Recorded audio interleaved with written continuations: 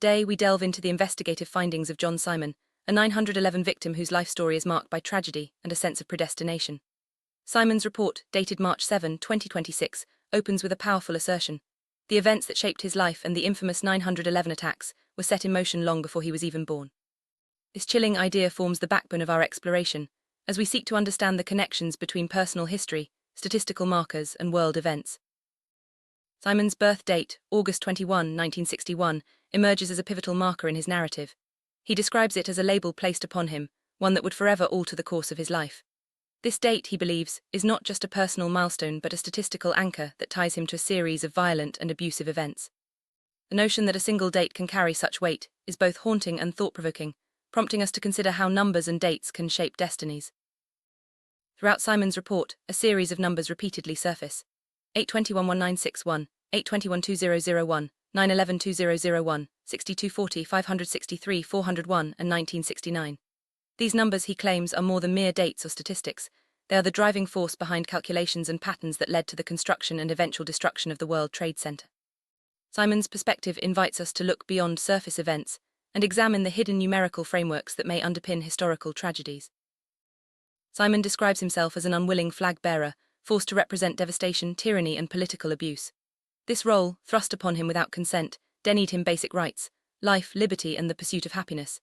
He paints a vivid picture of carrying the collective screams, cries, and fears generated by orchestrated wars and acts of terrorism. The emotional toll of being made a symbol for such suffering is immense, and Simon's words resonate with anyone who has felt powerless in the face of larger forces. Simon draws parallels between his own experience and the logistics of major historical events. He references the movement of products and the management of shipping, comparing his role to those overseeing operations like Overlord, Hiroshima, and Nagasaki. Even the scheduling of sports and entertainment events, he suggests, is orchestrated to align with significant destinations and outcomes. This comparison highlights the calculated nature of large-scale tragedies and the intricate planning that often goes unseen. A striking moment in Simon's narrative is his recollection of the Cassius Clay vs. Sonny Liston fight on February 25, 1964. He perceives this event as more than just a boxing match. It becomes a statistical marker, intricately linked to his own life and the broader patterns leading to 911. Simon's unique perspective encourages us to consider how seemingly unrelated events, like sports matches, can be woven into the fabric of historical narratives through the lens of statistics and symbolism.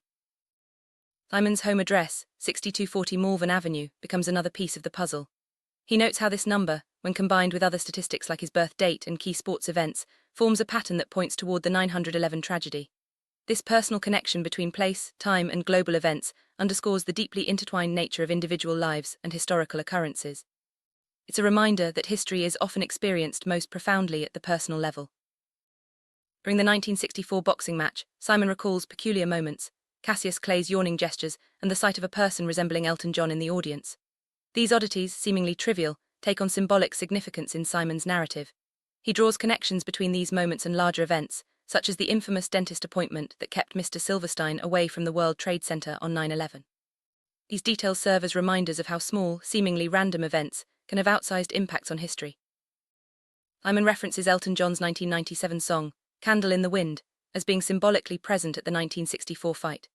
This connection between music and memory adds another layer to his investigation, suggesting that cultural moments can serve as markers in the timeline of personal and collective tragedy. The intertwining of music, sports, and historical events creates a tapestry of meaning that Simon believes points toward a predetermined path. Simon's analysis extends to other boxing matches, such as Lennox Lewis vs. Evander Holyfield and Lennox Lewis vs. Mike Tyson. He examines the date sequences between these fights and his own birth, identifying patterns that, in his view, lead directly to the events of 9/11. This approach highlights the human tendency to seek order and meaning in chaos, using patterns and statistics to make sense of the seemingly inexplicable.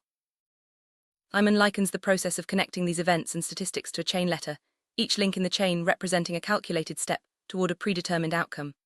This analogy captures the sense of inevitability that pervades his narrative, as if each event and number is part of a larger, orchestrated sequence.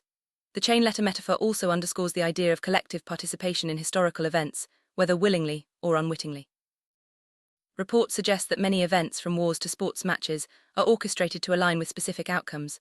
Simon's perspective challenges us to reconsider the randomness of history, proposing instead that there may be hidden hands guiding the course of events. Whether or not one agrees with this view, it raises important questions about agency, fate, and the forces that shape our world. Simon's narrative is not just about numbers and patterns, it's about the human cost of tragedy. He speaks of the emotional burden carried by victims, the loss of liberty, and the enduring pain of being caught in the crossfire of history. This scene brings us back to the personal, reminding us that behind every statistic is a real person with hopes, dreams, and a story worth telling. As we reflect on Simon's investigation, we are left to ponder: are these patterns and connections evidence of a predetermined path, or are they coincidences woven together by a mind seeking meaning? The answer may never be clear, but the process of asking these questions is itself valuable. It encourages critical thinking and a deeper engagement with the events that shape our lives. In closing, John Simon's report serves as a powerful reminder of the complex interplay between personal history, statistics, and world events. Whether or not we accept his conclusions, his story challenges us to look deeper, question more, and remember that every tragedy is made up of countless individual stories.